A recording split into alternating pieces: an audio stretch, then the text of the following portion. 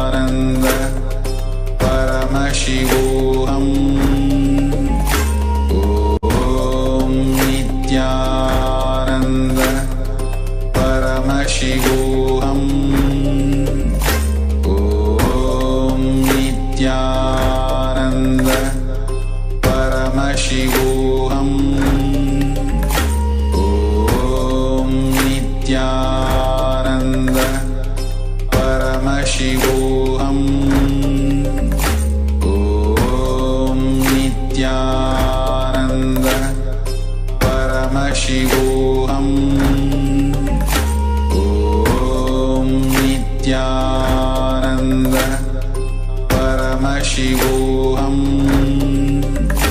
Om Nityananda Paramashivoham.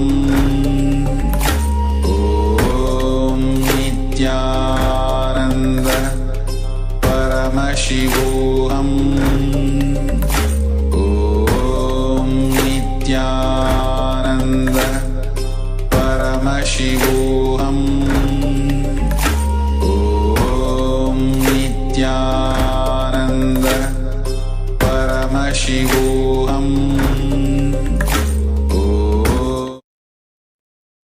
Questions can continue. Before I move on to the next question, we are being flooded with messages from devotees all over the world that they are just thoroughly enjoying just sitting and having this beautiful time with Swamiji. Many of them are messaging, please don't ask the next question. We just want to enjoy the space with Swamiji. All of them are so much in gratitude for just having this space and feeling this intimate moment with Swamiji.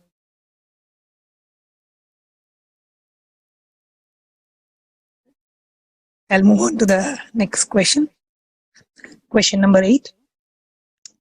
Merrily Bogle from Canada is asking, Pranams at your divine lotus feet, Swamiji. Thank you for the blessing of Paramashivoham level 2. My question is, I had the cognition up until now that in order to move beyond lower vibrational emotions like fear, anger, shame, guilt, etc., a person should not suppress those emotions because suppressed negative emotions can result in disease. Instead, to move beyond those negative emotions, a person has to move through them.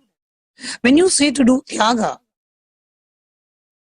on emotions like fear, for example, how can I be sure I am doing tyaga and not just suppressing the emotion? Can you help me understand what it means to do tyaga on emotions? Thank you, Swamiji.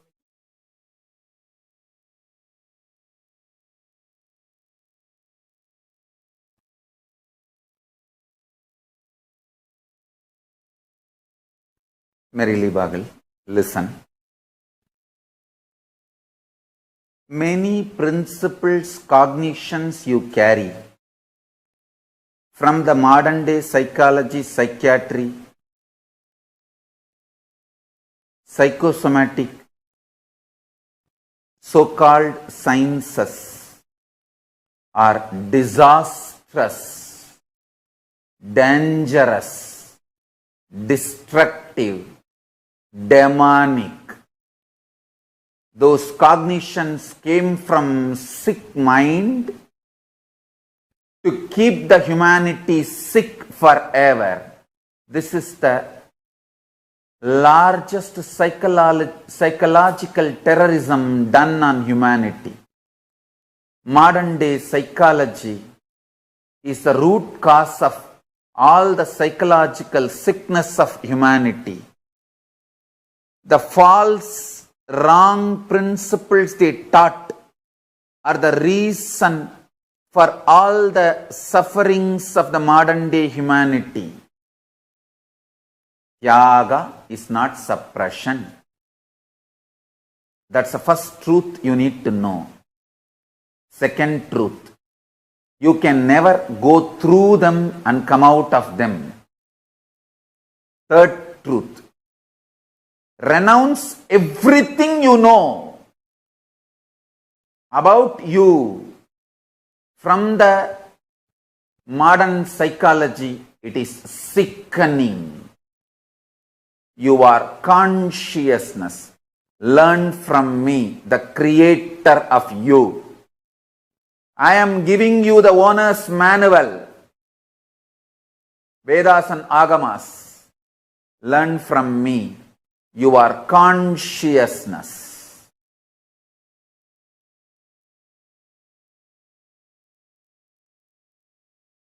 And Tyaga is the way to kindle, explode, the pure consciousness.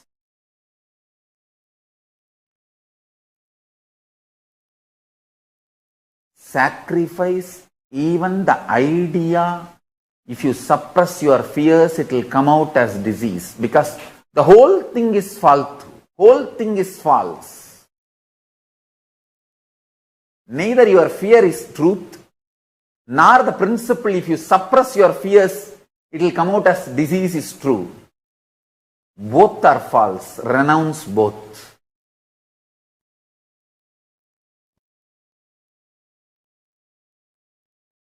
Modern day psychology is the greatest psychological terrorism done on human beings. Modern day psychological principles are the reason for all the psychological disease and sufferings of humanity. Learn about you, your body, your mind, everything from me, the Creator. I have given you the owner's manual in Vedas and Agamas. Learn only from that source, not from blackmailers. Don't learn about you from blackmailers. Learn about you from Creator, Liberator. I am your Creator and I am your Liberator.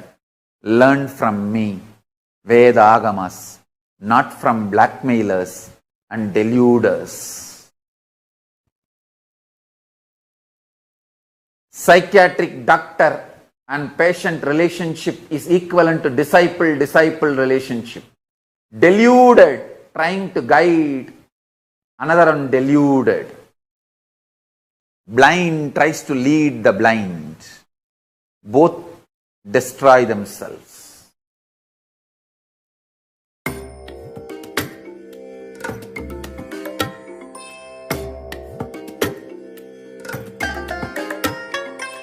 I bless you all.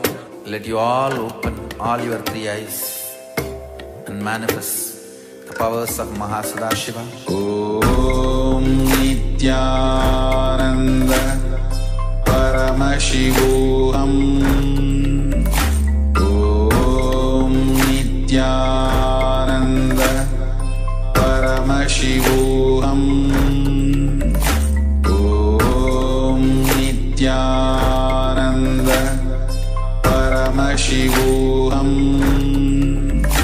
Om Nityananda Paramashivoham.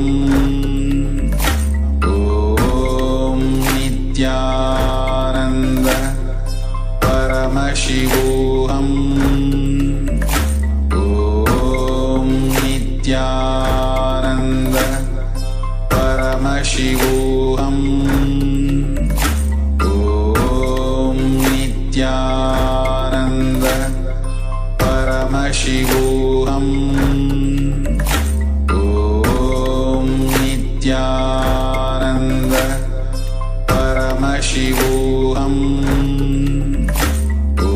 Om Nityananda Paramashivoham. Om Nityananda Paramashivoham. Om Nityananda Paramashivoham.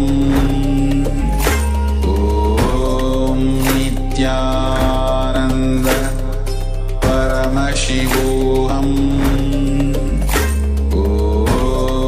Nityananda Paramashivoham. Om Nityananda Paramashivoham.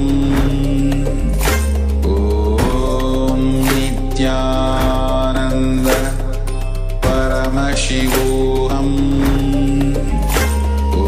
Om Nityananda Paramashivoham. Om Nityananda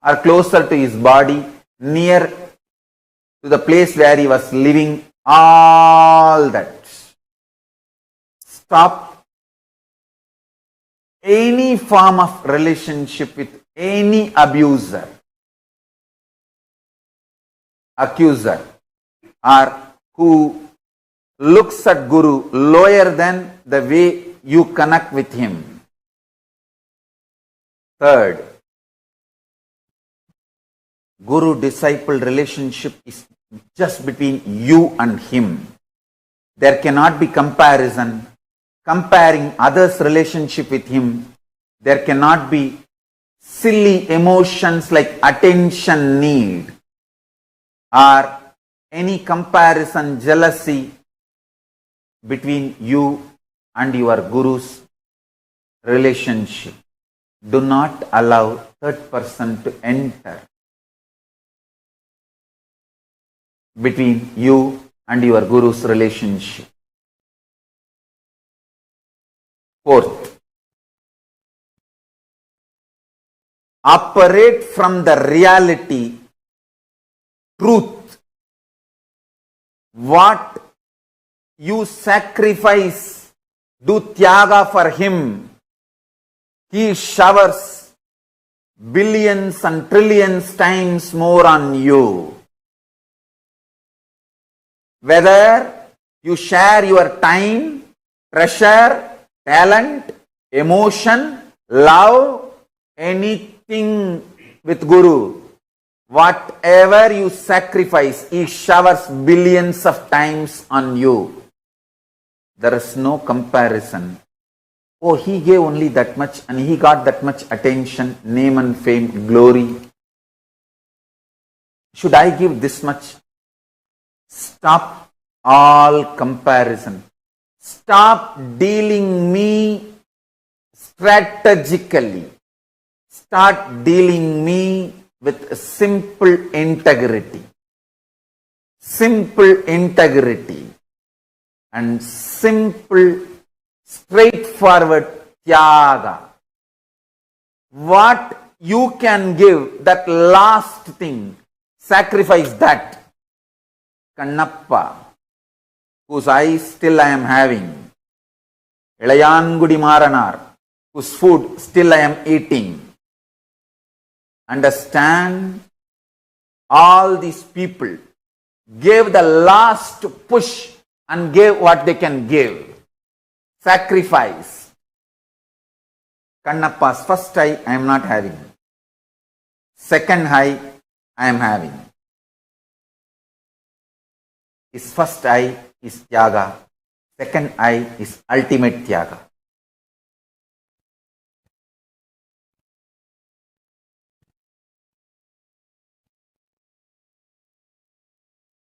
When Ilayangudi Maranar and his wife cooked food for me, they tied cloth on their nose because they did not eat for 3 days. If they smell the food, their mouth may give saliva, so food will be dirtied because mentally they wanted to eat. Uchishta. So they tied the cloth and cooked for me. That tyaga still I am enjoying. Understand? The relationship between you and me is absolute tyaga based. You give your ultimate, I give my ultimate. It is not strategic. It is tyaga, undeniable tyaga. I don't care who gives what. Is it the last thing he is giving? That is what I care. Millions of people give food. I don't eat. Ilayangudi Maranar, the last seed rice he had, he cooked and gave. That is the last he has. That decision, that will persistent, that tyaga is what I am enjoying. And I showered myself for him, on him forever.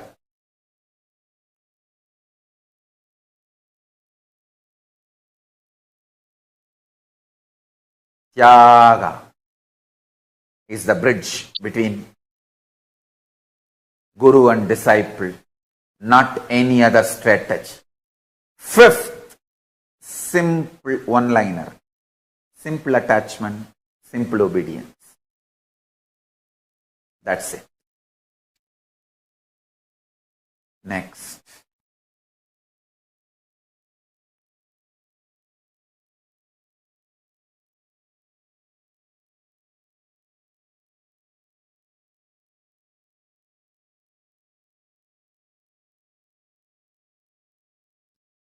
Next question. Question number 10 from Girija Kailasam from India. Swamiji, can you explain more about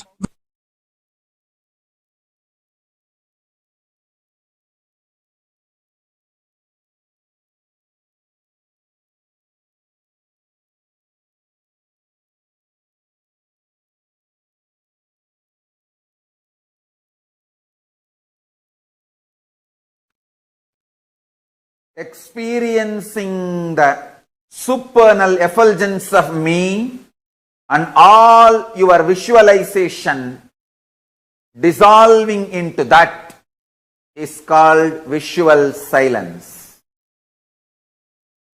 Sacrificing your visualization ability, possibility into my supernal effulgence is visual silence. Sacrificing your ability to hear, think, the verbal capabilities and possibilities into my Tirukailaya Vadyam, the sound of Kailasa, is verbal silence. Sacrificing your visualization ability and possibility into my supernal effulgence is visual silence. I am manifesting my supernal effulgence in all of you now as my space. Drop all your visualization possibilities, capabilities. You will experience visual silence. Me, Paramashiva, and my space.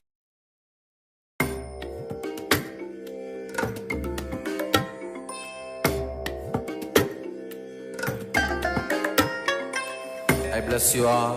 Let you all open all your three eyes and manifest the powers of Mahasadashiva. Om Nityananda Paramashivoham. Om Nityananda Paramashivoham. Om Nityananda Paramashivoham. Om Nityananda Paramashivoham. Om Nityananda Paramashivoham. Om Nityananda Paramashivoham. Om Nityananda Paramashivoham. Om Nityananda Paramashivoham.